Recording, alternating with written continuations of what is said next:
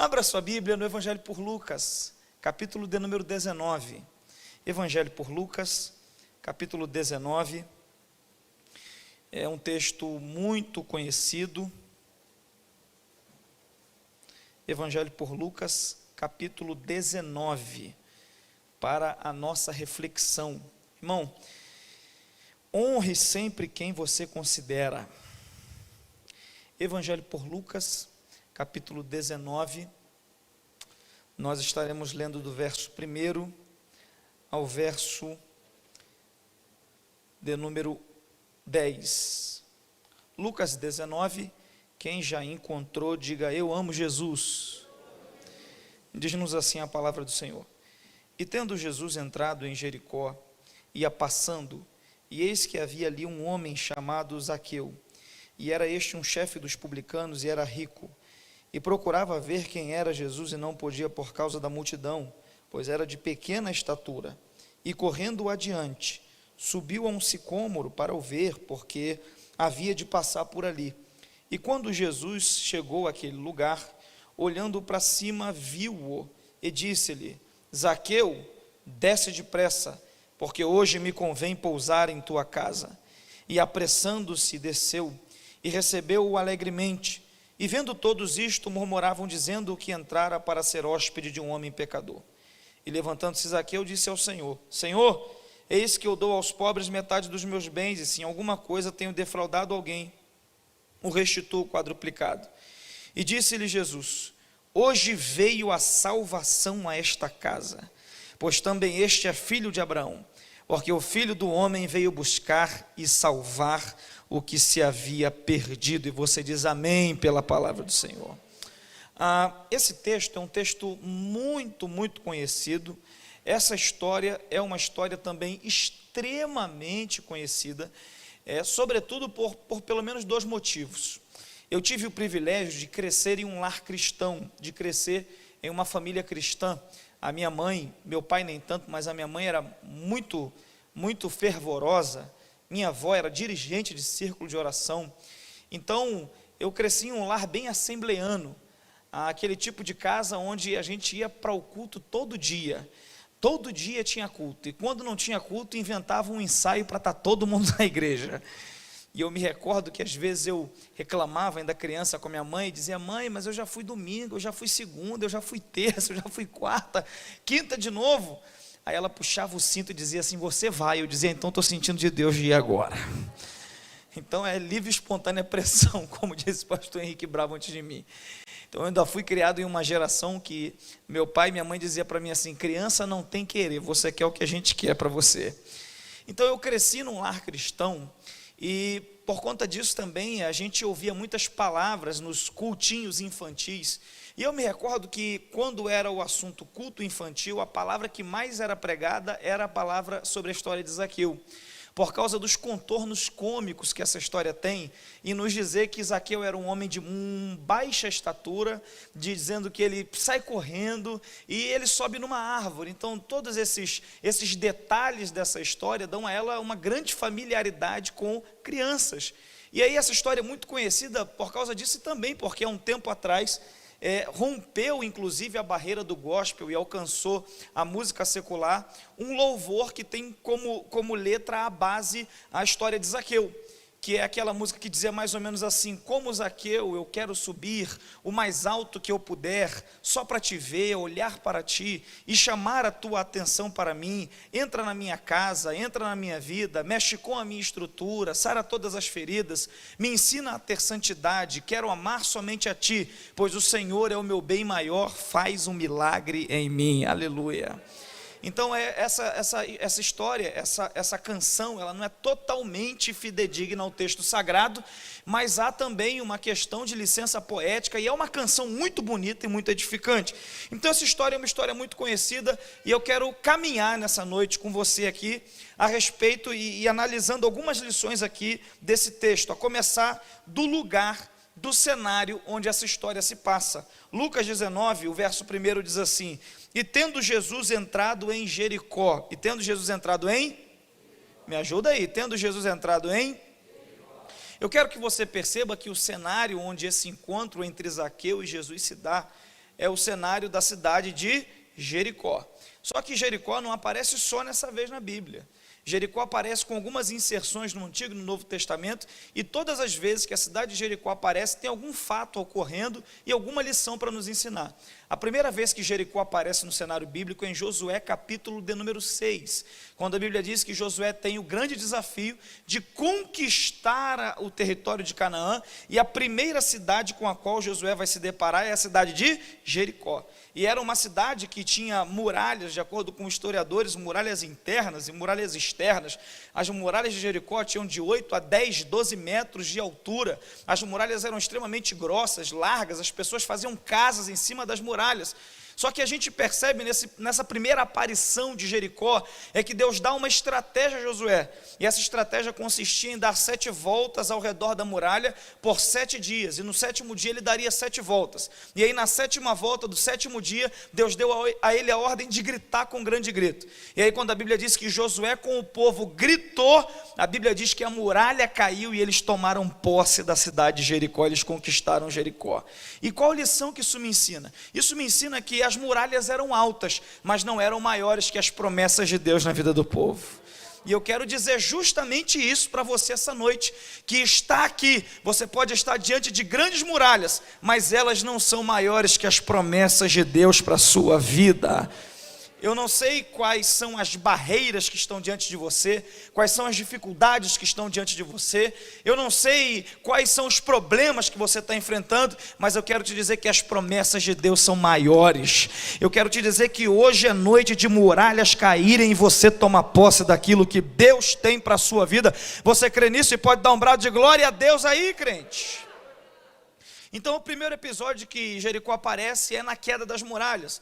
Logo após as muralhas caírem, a Bíblia diz que Josué lança uma maldição sobre a cidade de Jericó, dizendo: maldito seja o homem que relevantar, que reedificar novamente a cidade de Jericó, que sobre o seu primogênito ele lance as bases, sobre o seu filho mais novo ele termine de colocar as portas. Preste atenção nisso. Josué está lançando uma maldição sobre quem tentasse levantar a cidade que Deus havia derrubado. Aí mais à frente, no primeiro livro dos Reis, capítulo 16, versículo 32, a Bíblia diz que um homem chamado Riel, ele resolve levantar novamente Jericó, resolve levantar novamente os muros no entorno de Jericó, obviamente não semelhantes como o que havia, mas ele resolve levantar muros de novo. E a Bíblia diz que essa maldição que Josué tinha lançado alcança a vida dele. Quando ele começa a lançar as bases, o fundamento da cidade, morre o filho dele primogênito, e quando ele termina de colocar a porta no muro da cidade, morre o filho dele mais novo. E isso também nos ensina uma lição. E que lição que isso nos ensina?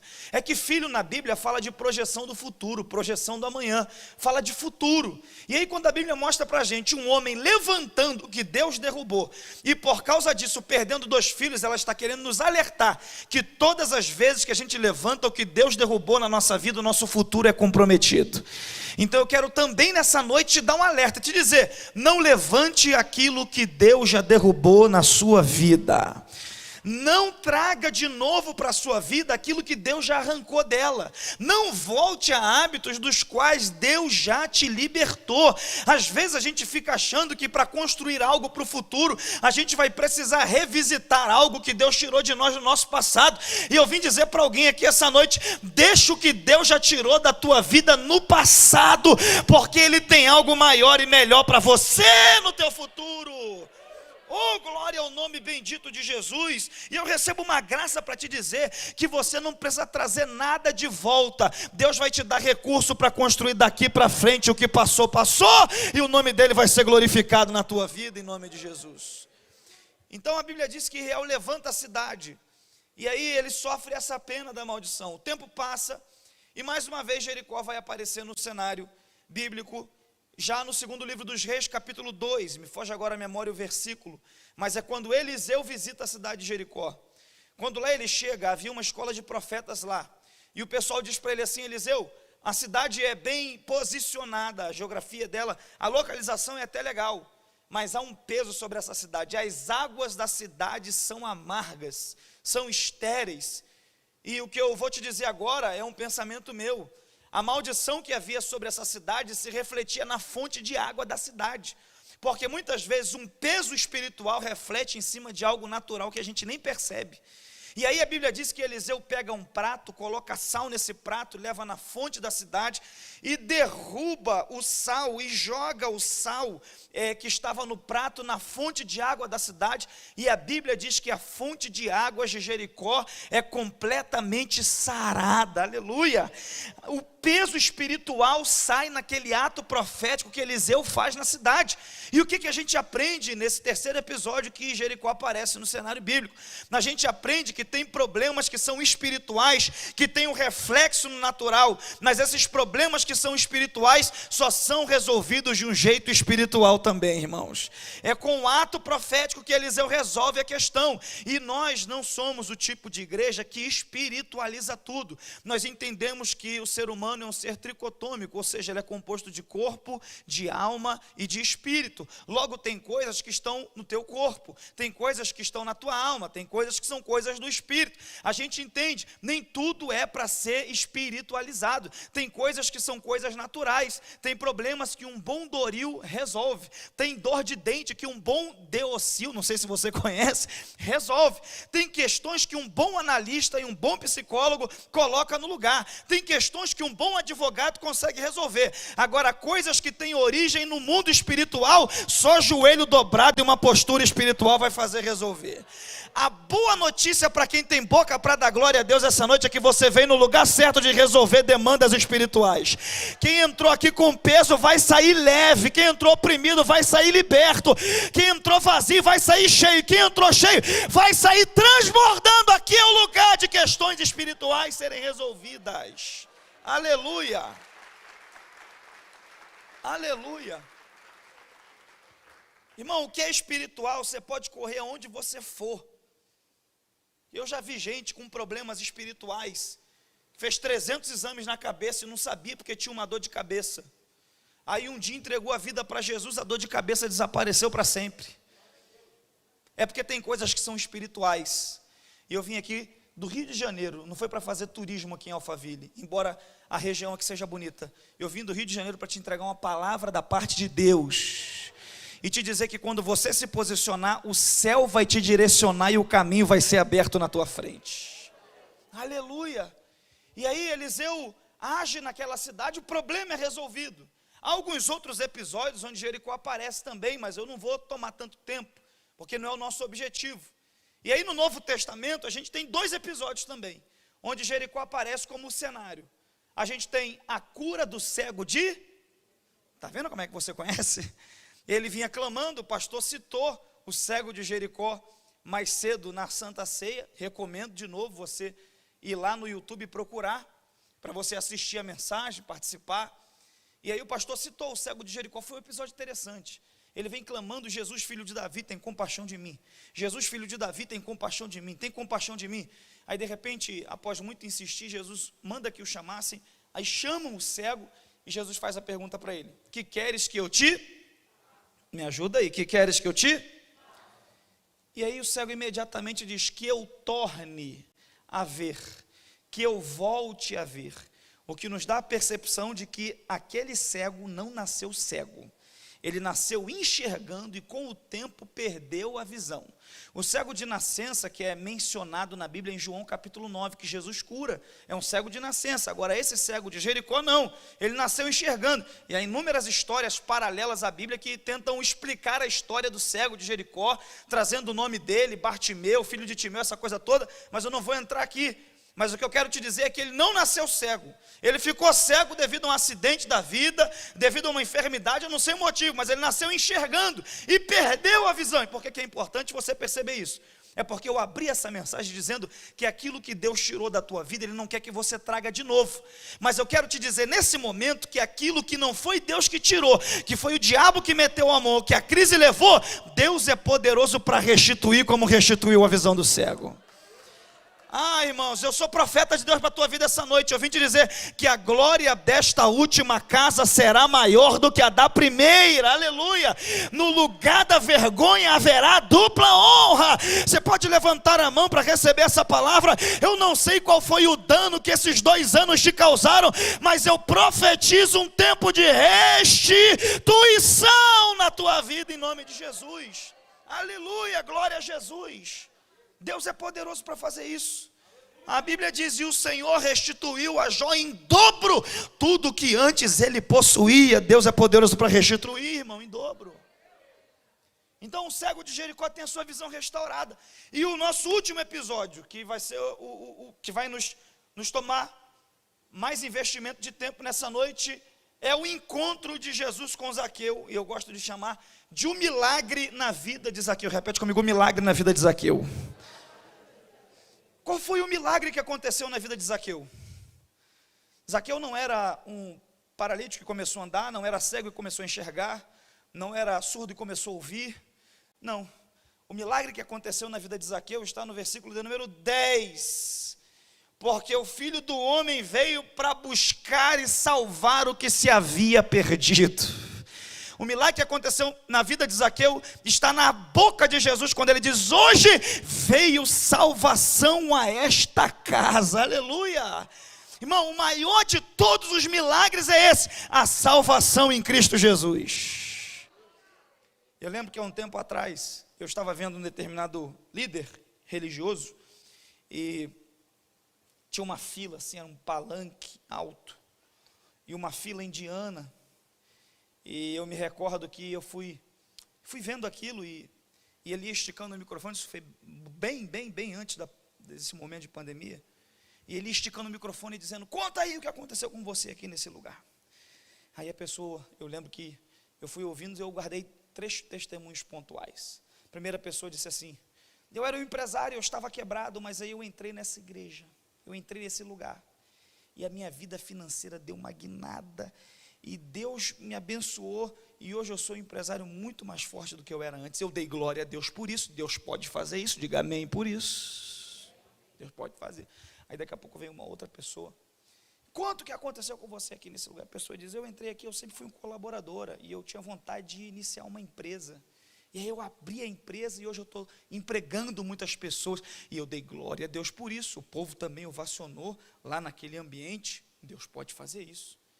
E aí a terceira pessoa veio, ele esticou o microfone e falou, quanto que aconteceu com você aqui nesse lugar? E imediatamente aquela pessoa disse assim, eu andava a pé, e eu orei a Deus, e ele abriu uma porta, eu consegui comprar o meu primeiro carro, eu dei glória a Deus por isso. Diga glória a Deus também, irmão. Deus pode fazer todas essas coisas. Mas a última pessoa veio, e era já uma anciã de uma certa idade, e eu tenho a sensação de que isso foi posto assim, pelo editor ou pelo próprio líder, para deixar alguma lição. Eu lembro que veio vindo a irmã, e ele esticou o microfone e falou, conta, minha senhora, o que aconteceu com você aqui nesse lugar. E ela falou assim, eu entrei aqui perdida e fui salva por Jesus Cristo.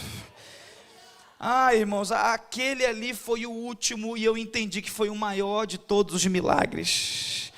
Aleluia, não que as outras pessoas não tenham recebido a salvação, mas entenda, a ênfase está justamente no lugar certo.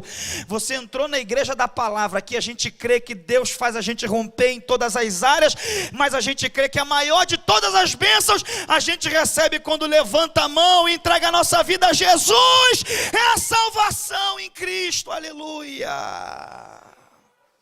Essa é a maior de todas as bênçãos. Irmão, se a gente não recebesse mais nada, só essa aí já era motivo para a gente andar de joelho e dar glória a Deus toda hora.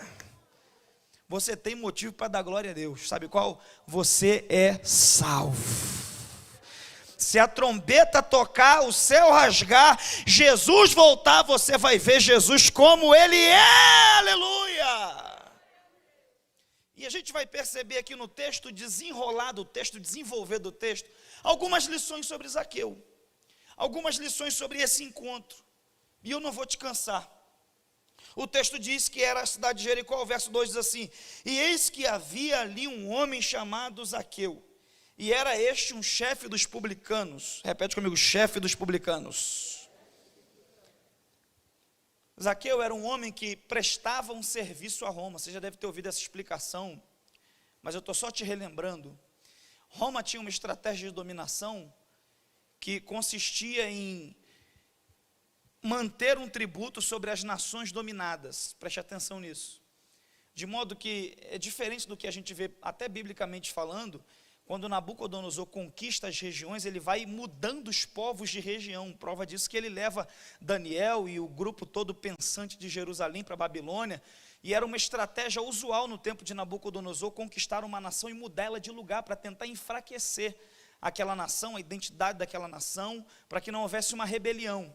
Só que aí, a partir dos medo-persas, foi adotado uma outra estratégia pelos grandes impérios, o de não mais ficar mobilizando grandes quantidades de povos de um lugar para o outro, mas o de apenas deixar aquela nação continuar com a sua cultura naquele lugar, mas pagando um tributo ao império dominante. E isso foi herdado dos medo-persas para os gregos e dos gregos para os romanos, era o que acontecia aqui nesse tempo. E como é que Roma fazia para cobrar impostos de uma região? Roma arregimentava pessoas que se disponibilizavam para esse serviço. O ganho destas pessoas estava em cima do quanto que eles conseguiam cobrar. Exemplo, Roma estabelecia 100 moedas para uma determinada cidade como imposto. E aí ia lá um publicano, revestido de autoridade romana e com alguns soldados romanos cobrar esse imposto nessa cidade. Como ele conhecia detalhes da cidade, da geografia, do idioma, ele tinha uma facilitação para isso, obviamente. E ele ia cobrar o imposto, preste atenção nisso. E aí, via de regra, os publicanos não cobravam apenas as 100 moedas estabelecidas. Os publicanos cobravam 200. Eles mandavam 100 moedas para Roma e embolsavam as outras 100 moedas, de modo que essa era também uma das poucas maneiras de ascensão social naquela região e naquele momento. Só que por conta disso, os publicanos eram extremamente odiados, os publicanos judeus, pelos judeus. Quando alguém se disponibilizava a ser um publicano, ele perdia o direito de entrar no templo, perdia o direito de participar das festas solenes dentro do templo, não era recebido por rabino algum. E por que é importante eu te dizer isso? Porque é atípico um publicano querer conhecer um mestre. Jesus era um mestre, muito embora não tenha passado pelas escolas de Riel, de Shammai e outras escolas rabínicas, Jesus era reconhecido mestre, até dos doutores da lei. Você lembra de Nicodemos em João 3, quando olha para Jesus diz, sabemos que és um mestre vindo de Deus. Então Jesus era um mestre, e o que fez um homem que era Zaqueu, publicano, cobrador de imposto, que por causa disso perdeu o direito à prática religiosa, querer conhecer Jesus. Esse é o primeiro ponto que a gente precisa observar, é que entre os 12 de Jesus, havia um homem que tinha sido um ex-publicano. O nome desse homem é Levi. E há quem diga, e eu creio nessa tese, de que ele é o escritor do Evangelho por Mateus. O nome dele, romano, seria Mateus. A Bíblia diz em Mateus capítulo 9, verso 9, se não me falha a memória, que Jesus está passando em uma banca de coletoria de impostos. Ele olha para Levi e diz, vem e me segue. E imediatamente o homem deixa os impostos, deixa a banca, deixa a vida de publicano e vai ser discípulo de Jesus Cristo. E por que isso é importante a gente perceber? Porque possivelmente a conversão de Levi e o fato de Jesus andar e ter no seu círculo mais próximo dos 12 um ex-publicano fez com que Zaqueu também quisesse conhecer Jesus. Aleluia! Talvez Levi não conhecia Zaqueu, mas Zaqueu com certeza tinha ouvido falar da história de Levi. Por que isso é importante para nós? Porque tem gente que você nem conhece, mas se espelha e inspira em você. Aleluia! Irmão, eu estou pregando para gente aqui que você não sabe, mas tem gente olhando para a tua vida e vendo o que Jesus pode fazer. Tem gente olhando para você e se inspirando na tua vida. Você de repente não tem 1 milhão de seguidores em redes sociais, de repente você não posta uma foto lá e não tem 1000 likes, não tem, mas tem gente que olha para você e diz, eu quero ser crente como ele é, eu quero que Jesus faça na minha vida o que fez na dele. Então eu vim te animar essa noite e dizer, continue perseverando, você é inspiração para muita gente. Aleluia, irmão, continue perseverando, tem muita gente se inspirando em você. Eu vim dizer para alguém aqui essa noite, você é uma vitrine daquilo que Deus pode fazer nessa terra. Eu vou melhorar, você vai ser uma isca de Deus para muita gente vir para a presença dele. Eu recebo uma graça para profetizar que o que Deus vai fazer na tua vida, no teu casamento, nos teus filhos, na tua história, vai fazer muita gente querer conhecer esse mesmo Deus, aleluia, glória a Jesus. Então Zaqueu quis conhecer Jesus, publicano, mas ele sai de casa com um propósito, de estar com Jesus, de saber quem era Jesus. O texto continua dizendo, e procurava ver quem era Jesus. Repete comigo, procurava ver. Mais uma vez, procurava ver quem era Jesus. Isso nos dá a percepção, o texto é claro, de que ele não conhecia Jesus. Se ele procurava ver, porque provavelmente ele não conhecia. E aí o texto prossegue, procurava ver quem era Jesus e não podia, por causa da multidão, pois era de pequena estatura. Guarda isso aqui que eu vou te dizer. Zaqueu sai de casa com um propósito muito bom. Qual é o propósito de Zaqueu? Conhecerá. Me ajuda aí, conhecerá. Mais uma vez, é pedagógico. Conhecerá. Ele quer conhecer Jesus. E aí o propósito é bom. E eu tenho certeza que você saiu de casa hoje para ver Jesus também aqui, para adorar Jesus, para cultuar Jesus, para dar glória a Jesus. E aí o propósito de Zaqueu era muito bom, conhecer Jesus. Mas a Bíblia nos informa que ele tentou e não conseguia, por causa da baixa estatura e por causa da multidão. Isso aqui me faz perceber algo também. É que muitas vezes o meu propósito vai ser muito bom, mas eu vou enfrentar obstáculos. Muitas vezes o meu coração vai estar inclinado à coisa certa, conhecer Jesus, saber de Jesus. Meu coração vai estar centralizado em Cristo, como estava o de Zaqueu, nesse propósito. Mas ainda assim eu vou enfrentar barreiras, dificuldades, percalços, problemas. Zaqueu tem um problema que é a multidão na frente dele, que é agravado pelo fato de ele ser um homem de baixa estatura. E eu preciso abrir esse parênteses e te dizer isso. Muitas vezes o teu propósito vai ser bom, mas você vai encontrar barreiras, você vai encontrar dificuldades, você vai perceber que nem todo mundo vai cooperar para o propósito de Deus na tua vida. De repente vai ter gente que é igual à multidão, que ele nem recebe e quer te impedir de receber, porque eles não conhecem o seu coração. Mas eu quero, como boca de Deus, te dizer que nenhuma multidão tem o poder de te impedir de viver o que Jesus planejou para a tua vida. Oh, glória ao nome do Senhor. De vez em quando você vai encontrar na vida oposição. Nem todo mundo vai sorrir para você em todos os ambientes, nem todo mundo vai simpatizar com você, nem todo mundo vai ter a sensibilidade para entender que o teu propósito é nobre, que é para glorificar a Cristo. Vai ter gente que vai te julgar de acordo com os julgamentos que faz de si mesmo, vai projetar em você defeitos que são deles, e aí é complicado, e você precisa saber lidar com isso. Como é que eu lido com isso? Entendendo um pouquinho o que acontece nos cenários bíblicos quando acontecem coisas desse tipo. Por exemplo, os irmãos de José odiavam ele, aí tentaram acabar com os sonhos dele, vendendo ele para o Egito. Aí chegou lá no Egito, sabe o que Deus fez com José? Fez dele governador do Egito. Penina detestava Ana e começou a oprimir Ana, porque Ana não gerava filhos. A Bíblia diz que o Senhor tinha fechado a madre dela.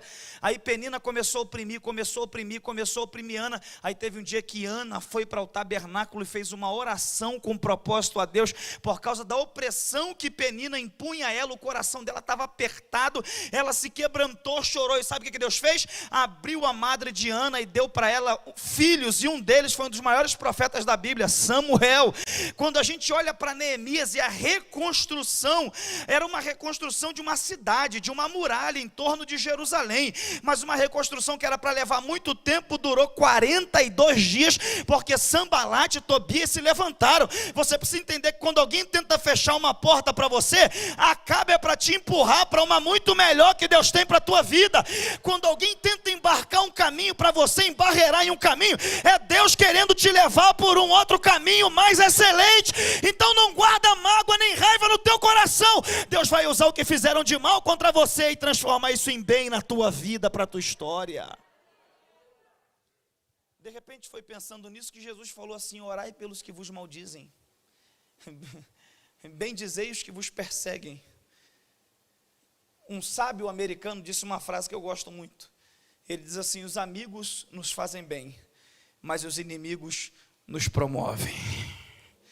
Você não vai odiar ninguém, você não vai pagar o mal com o mal em lugar nenhum, mas você vai sair daqui entendendo que tudo que fizerem contra você, Deus vai reverter em bem para a glória do nome dele na tua vida, porque todas as coisas cooperam para o bem daqueles que amam a Deus, são chamados pelo seu propósito. Você recebe isso nessa noite, meu irmão? E aí a multidão impede Zaqueu, ele é baixinho. Aí a Bíblia dá conta de que, ao perceber isso, o verso seguinte, o verso 4 diz assim: e correndo adiante, subiu a uma árvore, a um sicômoro, para o ver, porque Jesus haveria de passar por ali.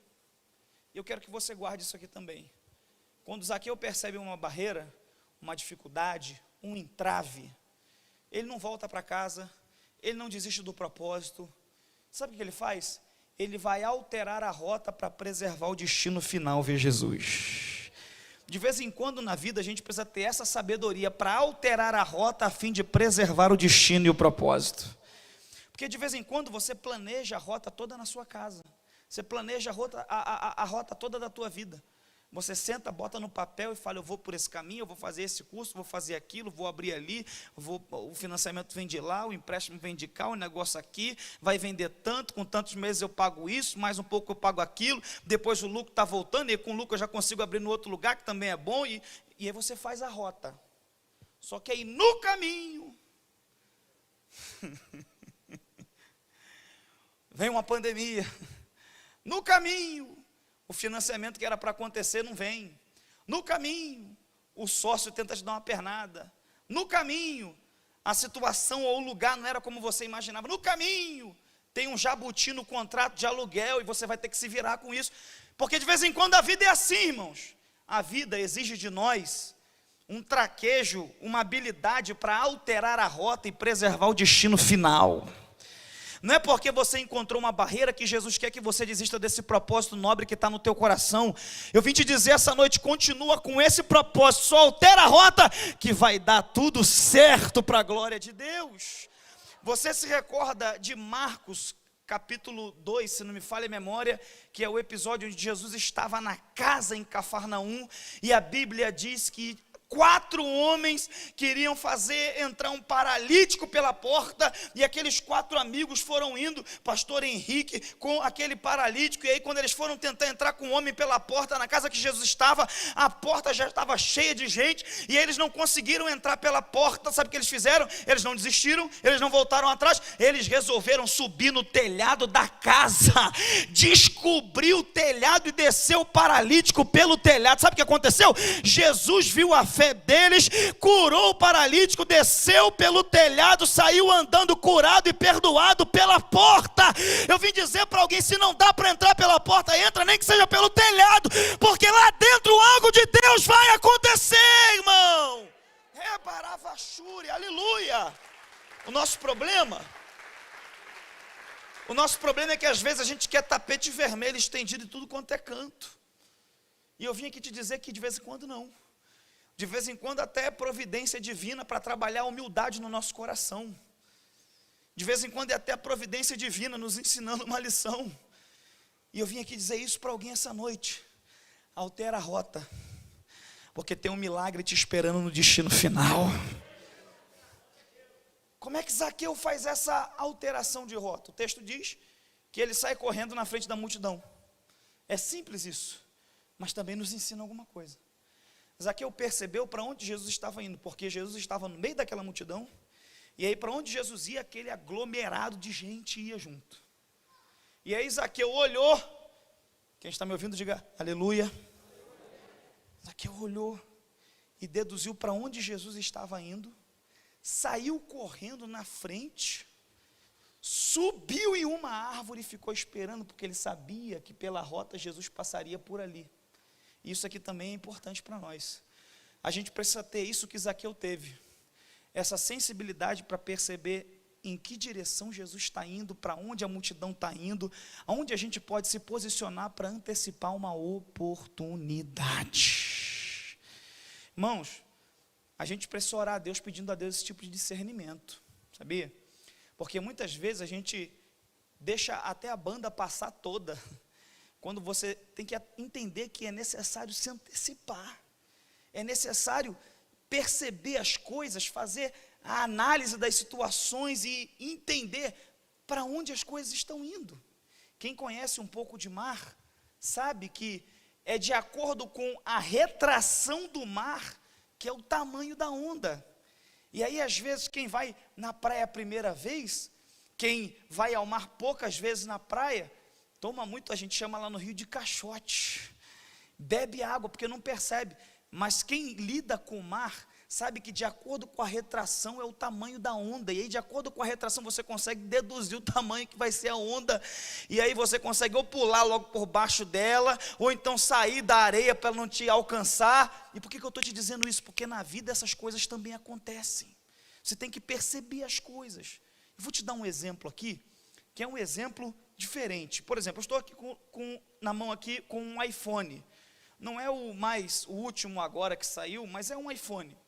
E para esse exemplo aqui é muito significativo. Quando o Steve Jobs, que foi o inventor do iPhone, criou o primeiro iPhone, isso foi há uns 13 anos atrás, ou 14 anos atrás, quando ele criou o primeiro iPhone, a tendência, ou melhor dizendo, o que acontecia muito no mercado eram celulares com muitos botões. Preste atenção nisso, que é importante. Quando Jobs fez o primeiro iPhone, o que acontecia é que a maioria dos celulares tinham muitos botões. O celular mais vendido nos Estados Unidos, quando Jobs lançou o primeiro iPhone, era um celular chamado BlackBerry. Eu não sei se alguém aqui lembra desse celular. Era um celular com um teclado tipo de computador, com muitos botões. No Brasil, nessa mesma época, o celular que mais vendia era o Nokia. E era um Nokia que ele tinha um flip para os dois lados, os mais antigos aqui vão lembrar. E aí tinha teclado dos dois lados. Um lado era só teclado relativo a som e música, e o outro era um teclado como de um computador pequenininho. Então, quando o Jobs lançou o primeiro iPhone, você vai entender onde a gente vai chegar, e que ele lançou um celular grande com apenas um botão no meio, que era o home, uma tela muito grande. Ele foi ridicularizado por parte da imprensa americana nas primeiras semanas, só que após um mês de lançar, o iPhone já tinha sido um sucesso estrondoso de vendas, porque o Jobs percebeu que seria necessário uma tela maior, e para ter uma tela maior seria necessário menos botões na frente do celular, e ele lançou a tendência que a gente conhece hoje como a tendência dos smartphones. E aí quem veio primeiro copiando, que foi o caso da Samsung, que cresceu rápido. Quem insistiu no antigo modelo naufragou como a Nokia. Ninguém hoje em dia tem mais celular da Nokia. E por que eu estou te dizendo isso? Porque o Jobs não tinha o Espírito Santo como a gente tem, mas conseguiu perceber uma necessidade, se antecipou a essa necessidade e dominou o mercado. O que eu quero te dizer essa noite é que Deus quer te dar percepções de necessidades, oh glória. 3 pessoas receberam, eu vou mais uma vez. Deus quer te fazer perceber coisas antes de muita gente, para que você se posicione, o nome dele seja glorificado na tua vida, e através do que você vai construir no reino. Aleluia, me ajude a pregar. Diga para quem está ao seu lado, eu não vou te cansar com isso, mas diga para quem está ao seu lado: Deus vai abrir a sua visão. Diga para essa pessoa: Deus vai abrir a sua mente. Diga para essa pessoa: você vai perceber coisas, vai se antecipar, e Deus vai ser glorificado na tua vida. Quem recebe isso nessa noite?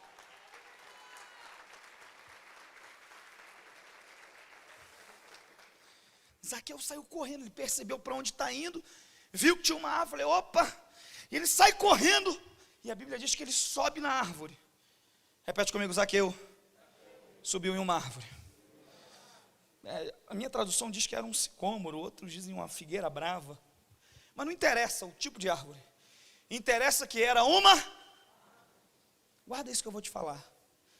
Na busca dos seus objetivos e da realização do seu propósito, que era bom ver Jesus, Zaqueu subiu em uma árvore.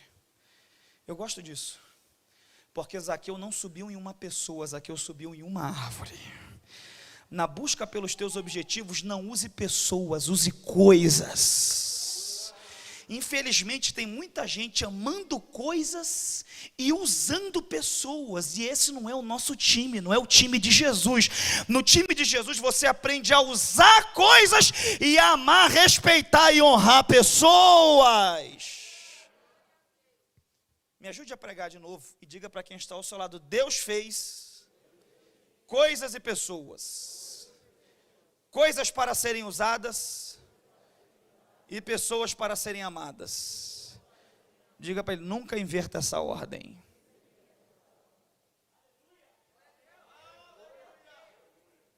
Use coisas, irmãos. Use coisas. Sabe? Use coisas. Eu lembro que há bastante tempo atrás, eu fui pregar em uma determinada igreja, e eu me recordo que acabou o culto, eu fui para frente da igreja. Eu estava com alguns materiais nessa época, ainda era época de DVDs. Eu me recordo que eu estava na porta da igreja e tinha um material, uns obreiros me auxiliando. E eu me recordo que eu ouvi uma conversa de uma pessoa que estava logo atrás de mim, porque era uma rua, aí parou um irmão no carro, um carro novo, não era essas coisas todas do carro não, porque eu conheço um pouquinho de carro, mas era um carro novo, parecia ser zero, porque estava com plástico ainda dentro. E aí eu estou aqui muito próximo, eu fui ouvindo, aí veio um irmão dentro da igreja e falou: fulano, você vai passar no lugar tal? E o camarada no carro: vou. Ah, rapaz, então me dá uma carona, porque eu vou para o lugar tal, é caminho para você e é logo ali. Aí eu estou aqui ouvindo, na minha.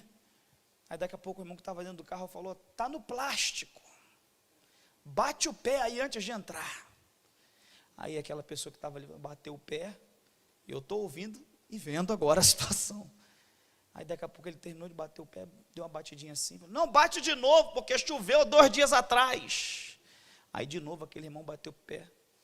Pela terceira vez ele falou: rapaz, tem uma sujeirinha aí, eu estou vendo no sapato. Eu fiquei olhando aquilo constrangido, falei: meu Deus do céu, como é que tem gente boba?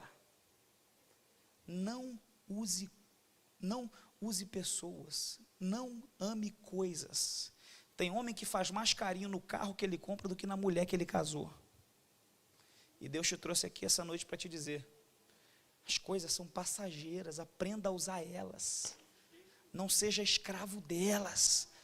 Ame e honre pessoas em nome de Jesus.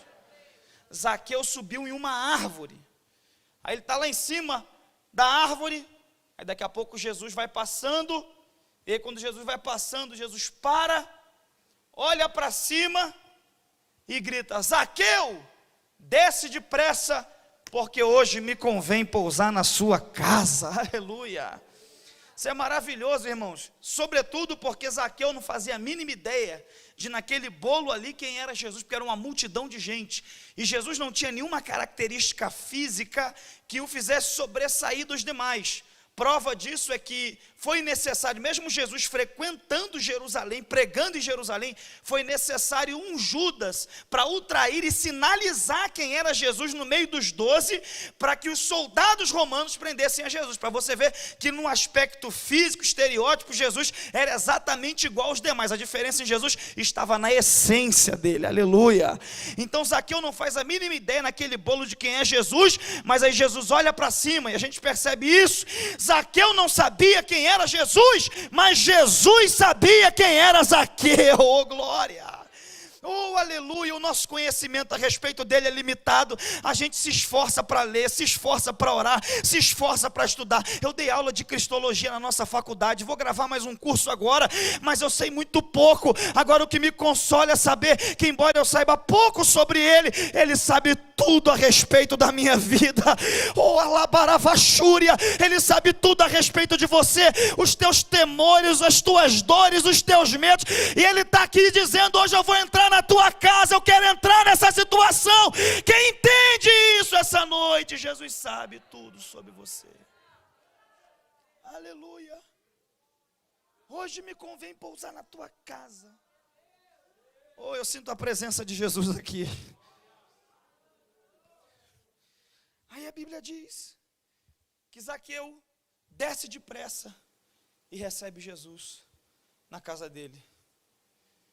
Jesus entra na casa de Zaqueu e começa a participar de uma refeição, de um banquete que Zaqueu prepara. E como eu já disse, Zaqueu é alguém extremamente depreciado, recriminado na sociedade judaica por causa da posição dele de chefe dos publicanos. Mas Jesus está lá na mesa. E nisso que Jesus está na mesa, há um burburinho. Jesus está comendo com um pecador. Jesus está comendo com um pecador. Jesus está comendo com um pecador. Aí Zaqueu não vai dar uma resposta ao burburinho. Ele toma a palavra na mesa e diz: Jesus, eu vou doar metade dos meus bens, vou restituir alguém se eu tenho defraudado. E aí Jesus olha para ele diante dessa palavra e diz assim: hoje veio salvação a esta casa, pois este também é filho de Abraão. Irmãos, isso é maravilhoso. Você pode ficar de pé em nome de Jesus.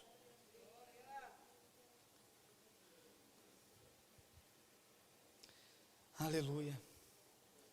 Aleluia. Hoje veio salvação a esta casa. Pois este também é filho. Repete comigo, este também é filho. Mais uma vez, este também é filho. Quero que você perceba isso comigo. A nossa sociedade hoje, ela vive numa crise moral terrível. E um dos reflexos disso é a paternidade não reconhecida. Eu não sei se você sabe, mas tem acontecido, infelizmente, com grande frequência hoje em dia, que alguns pais não querem reconhecer seus filhos. Aí as mães entram na justiça, para que a justiça obrigue o pai a fazer o teste de DNA em favor da paternidade, para que a criança pelo menos tenha uma assistência financeira, já que é emocional, se presume que ela não vai ter. Se já chegou nesse ponto, e eu quero que você entenda isso. E aí a justiça está obrigando alguns homens a fazerem um teste de DNA para comprovar a paternidade. Você já viu isso em algum lugar? Algumas pessoas aqui já. Então a nossa crise moral reflete nisso. Pais que não querem reconhecer um filho. Mas eu quero que você entenda uma coisa. Espiritualmente falando, existe uma outra crise.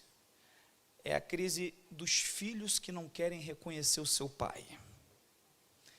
Em João capítulo 1, verso 13, está escrito assim: a todos quantos creram em Jesus, deu-lhes o poder de serem feitos filhos de Deus.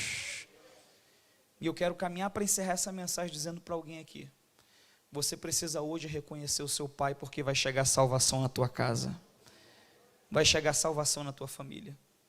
E são muitos os motivos que nos levam a isso. Às vezes vergonha, às vezes temor, às vezes uma desculpa de alguém que diz assim: não, eu vou mudar para depois aceitar Jesus. E não é essa a ordem. Não é mudar primeiro e aceitar Jesus depois. É aceitar Jesus primeiro e depois é Jesus que vai te transformar para a glória dele. E eu quero te fazer um convite essa noite. De repente você entrou aqui e você nunca entregou a tua vida a Jesus, nunca reconheceu Jesus como teu Salvador, nunca reconheceu Deus como seu Pai diante de uma igreja. E eu quero te fazer um convite hoje, que se você aceitar, vai mudar a tua vida. Tem alguém aqui essa noite que queira reconhecer hoje Deus como seu Pai, queira aceitar a Jesus ou voltar para os caminhos de Jesus? Sai do seu lugar enquanto a gente canta e vem à frente, que eu quero orar por você. Nós queremos orar pela sua vida. É hoje a sua oportunidade. Você que quer reconhecer Deus como seu Pai, Jesus como seu Salvador, sai do seu lugar e vem para Jesus. Ele tem uma obra na tua vida, Ele tem algo a fazer. Reconheça Deus hoje como seu Pai. Aleluia. Quebranta meu coração,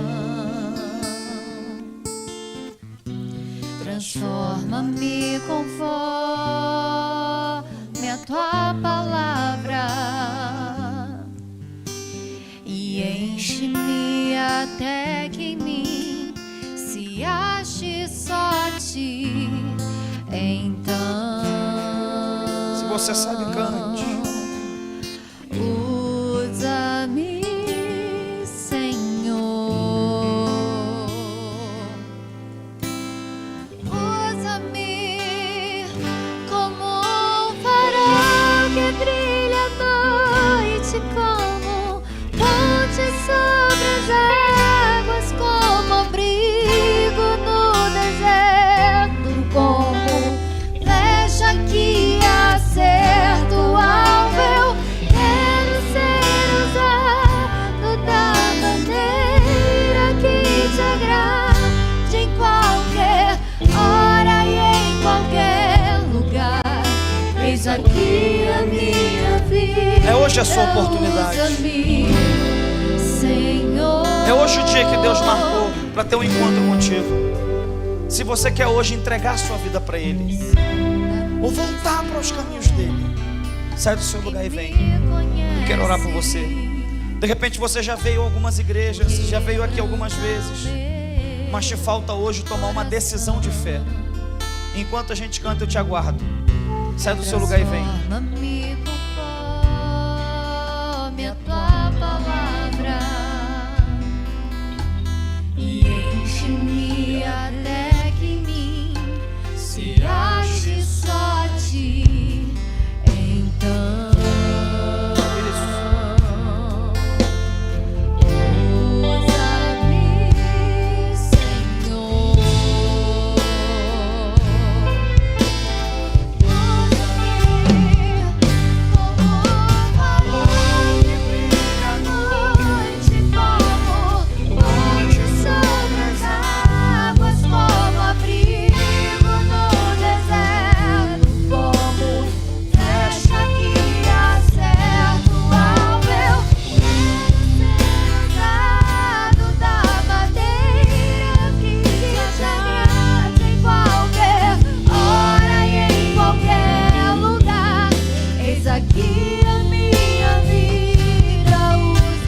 Coloque a mão no seu coração em nome de Jesus.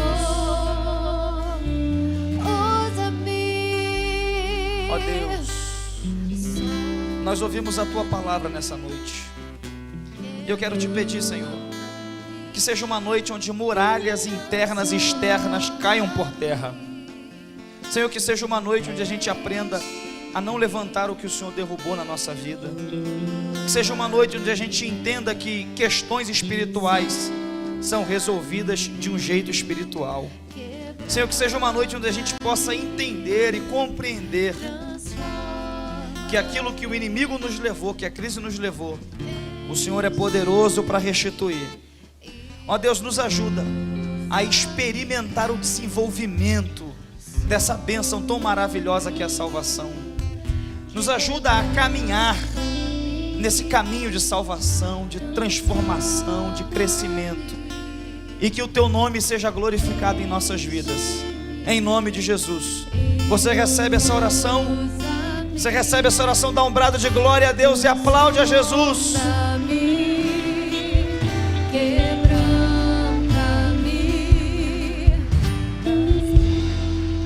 Que Deus te abençoe. Que Deus abençoe a sua casa, a sua vida. Lá na saída você vai encontrar um material que eu trouxe para te abençoar.